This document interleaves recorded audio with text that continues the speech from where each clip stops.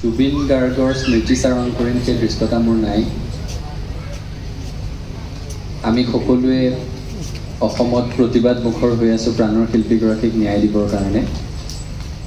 দিল্লীলৈ আহিছিলোঁ বেলেগ এটা বিদ্যায়তনিক কথাৰ কাৰণে। এই অনুষ্ঠানটোৰ আয়োজন হোৱাত ইয়াত আহি উপস্থিত হ'লোহি। এতিয়ালৈকে জুবিন গাৰ্গক শ্ৰদ্ধাঞ্জলি জনোৱা কোনো অনুষ্ঠান, জুবিন গাৰ্গৰ কাৰণে আয়োজন কৰা কোনো টক শ্ব'ত গৈ থিয় হ'ব পৰাকৈ মানসিকভাৱে সেই সাহসকণ গোটাব পৰা নাই। জুবিন গাৰ্গৰ প্ৰতি অপৰিসীম শ্ৰদ্ধা আছে, কিন্তু সেই ব্যক্তিগৰাকীৰ কাৰণে শ্ৰদ্ধাঞ্জলি শব্দটো মুখত আনিবলৈ সাহস এতিয়াও আমি কোনেও কৰিব পৰা নাই। আৰু আপোনালোকৰ মই নিশ্চিত যে সেই একেই অনুভৱ। জুবিন গাৰ্গ ঢুকুৱাৰ পৰা আজিলৈকে 20টা দিন পাৰ হৈ গ'ল। এই 20টা দিনত কোনো এগৰাকী এনেকুৱা অসমীয়া মানুহ নাই যি দিনটোত এবাৰলৈ হ'লেও এই কথাটো ভবা নাই, যদি এইটো এটা বেয়া সপোন হ'লহেঁতেন, যদি বাতৰিটো মিছা হ'লহেঁতেন। জুবিন গাৰ্গ হেৰাই গৈছে, সেই কথাটোৰ উপলব্ধি আমি এতিয়াও কৰিব পৰা নাই।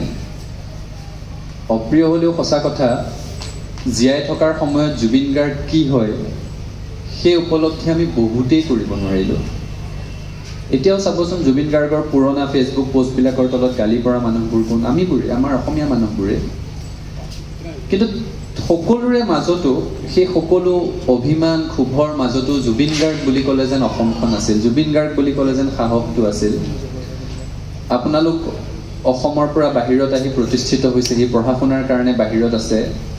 আমাৰ এই কথাটো উপলব্ধি আছে যে জুবিন গাৰ্গ বুলি ক'লে আপোনালোকৰ কাৰণেও এটা সুকীয়া উপলব্ধি আছিল। দিনটোৰ শেষত, ভাগৰুৱা দিনটোৰ শেষত জুবিন গাৰ্গৰ গান এটা শুনিবলৈ পোৱাটো আপোনালোকৰ কাৰণে অসমখন আছিলে। তেওঁৰ মাতটোৱে আমাক সকলোকে একাকাৰ কৰি ৰাখিছিলে। তেওঁ জীৱিত কালত তেওঁ কি আমি উপলব্ধি কৰাত সম্পূৰ্ণ সক্ষম নহ'লোঁ। এতিয়া তেখেতৰ মৃত্যুৰ পিছতো মোৰ অনুভৱ যে আমাক বহু দশক লাগিব আচলতে আমি কি হেৰুৱালোঁ সেই কথাটোৰ উপলব্ধি কৰিবৰ কাৰণে। আৰু আমাৰ দৰে 90 দশকত জন্ম হৈ ডাঙৰ দীঘল হোৱা ল'ৰা ছোৱালীবোৰৰ কাৰণে ছিংগাপুৰৰ সেই সাগৰখনত সেইদিনাখন আমাৰ শৈশৱ, আমাৰ কৈশোৰ, আমাৰ যৌৱন সকলো একেলগে ডুব গৈছিলে। গতিকে জুবিন গাৰ্গৰ কাৰণে শ্ৰদ্ধাঞ্জলি সেই কথাটো আমাৰ জিভাত নাহে। সকলোৱে এইখিনি সময়ত দুটা চিন্তাৰ কাৰণে সকলোকে আহ্বান জনাম। আমিও আমাৰ কৰণীয়খিনি কৰিবলৈ চেষ্টা কৰিম।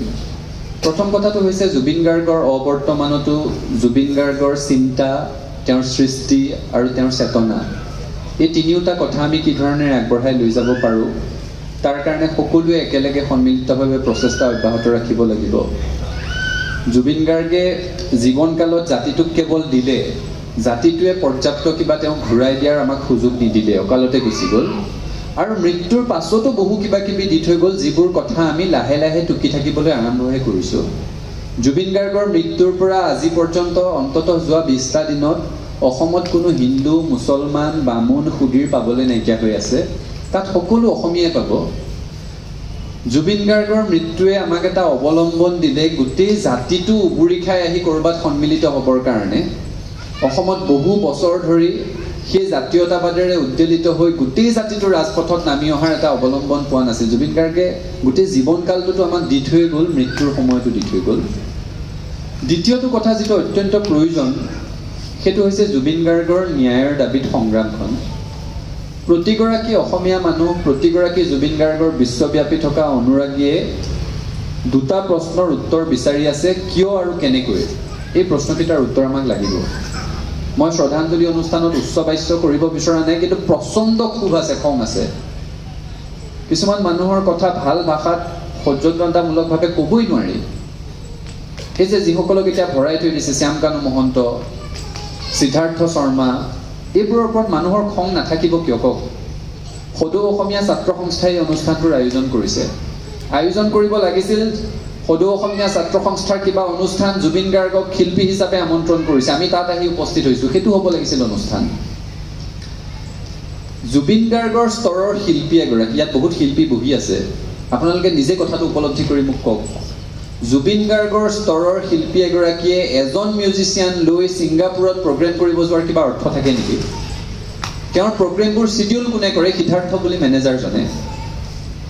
মই দি কৈছোঁ, জুবিন গাৰ্গক অনুষ্ঠানলৈ নিমন্ত্ৰণ জনোৱাৰ অভিজ্ঞতা থকা প্ৰতিগৰাকী ব্যক্তিক প্ৰতিটো অনুষ্ঠানক সোধক এই সিদ্ধাৰ্থ বোলাজনক যদি কোনোবাই অনুৰোধ কৰে অসমৰ যিকোনো এখন মহাবিদ্যালয় বিশ্ববিদ্যালয় পূজা সমিতি বিহু সমিতি আনকি দিল্লীস্থিত অসমীয়াসকলেও যদি অনুৰোধ কৰে আমাৰ পইচা পাতিৰ অভাৱ আছে জুবিন গাৰ্গক এবাৰ এজন মিউজিচিয়ানৰ সৈতে গান গাবলৈ লৈ আহকচোন কেতিয়াও নানে তাত তেওঁলোকৰ প্ৰফেচনেলিজম শ্যামকানু মহন্তৰ প্ৰতি এনেকুৱা কি অহৈতুকী প্ৰীতি থাকে যে কোনো স্তৰ নৰখাকৈ জুবিন গাৰ্গৰ দৰে শিল্পী এগৰাকীক তেওঁলোকে য'তেই মন যায় তাতে লৈ যাব পাৰে এই প্ৰশ্নবোৰ আমাৰ মনত আছে জুবিন গাৰ্গক জীৱিত কালত এছামে শুভাকাংক্ষীৰ ৰূপ লৈ কেঁকুৰাৰ দৰে খুলি খুলি খালে আৰু তাৰ কাৰণে আমি আমাৰ জাতীয় সম্পত্তি অকালতে হেৰুৱাইছোঁ